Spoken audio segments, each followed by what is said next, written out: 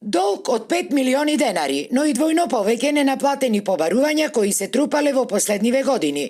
Потоа дефицит на здравствен персонал, како и потреба од осовременување и реформирање на постоечките услови за работа се само дел од проблемите со кои во моментов се соочува Центарот за јавно здравје во Прилеп.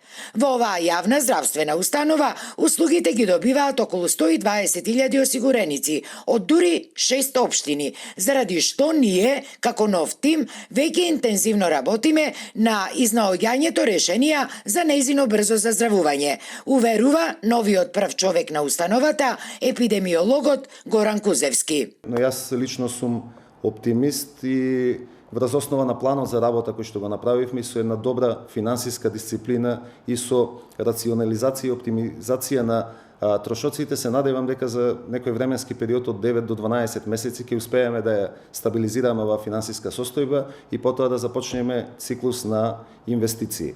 Според Кузевски, најголеми должници на Центарот му се Прилепската болница, некои локални самоуправи, јавни предпријатија, па дури и Министерството за здравство.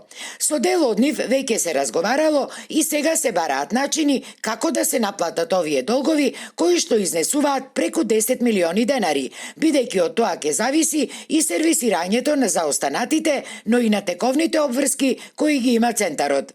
Истовремено се прават и планови за нови вработувања. Оти во моментов недостасуваат еден општ лекар, 2 до 3 медицински сестри лаборанти, како и останат помошен персонал. Вкупно во Центарот за јавно здравје се вработени 47 здравствени работници, од нив се 9 лекари специјалисти, еден лекар по општа медицина кој што сега за краток временски период треба да замени на специјализација.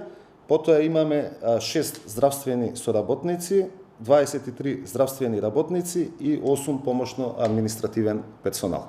Напоредно со стабилизирањето на финансиската состојба, Кузевски најавува и докомплетирање на процесот на акредитација на санитарно-хемиската и санитарно-биолошката лабораторија за најстручна проверка на безбедноста и квалитетот на водата за пиење и на храната, а ќе се проширува и опсегот на анализи во одделението за микробиологија, пред се во областа на молекуларната дијагностика.